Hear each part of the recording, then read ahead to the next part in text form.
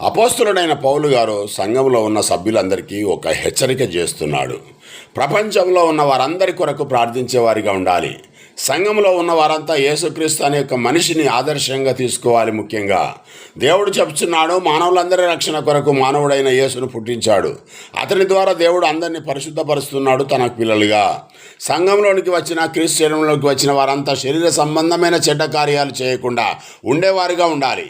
సంఘంలో ఉండే పెద్ద పెద్ద చిన్న చిన్న పదవులు ఆశించేవారు సభ్యులందరికీ ఆదర్శవంతంగా మాదిరికరంగా జీవించేవారిగా ఉండాలి. తిమోతి, ఈ విధంగా సంఘం నీ చేత నడిపించబడాలని నీకు బాధ్యత అప్పగించాను. అన్ని సంఘాలను ఏర్పరిచి మంచి బోధ చేసి దేవుని యొక్క రాజ్యాన్ని వివరిస్తూ క్రీస్తు చేసిన త్యాగాన్ని గుర్తు చేస్తూ అనుదినము ప్రతి వ్యక్తి రూపాంతరం చెందేవారిగా వారిని ప్రోత్సహిస్తూ క్రీస్తు సంఘాన్ని కట్టు. ఇదే నా హృదయ వాంఛ. దేవుని రాజ్యంలో నాతో పాటు అందరికీ జీవ కిరీటాలు కావాలి, అనుభవించాలి రెండవ రాకడలో.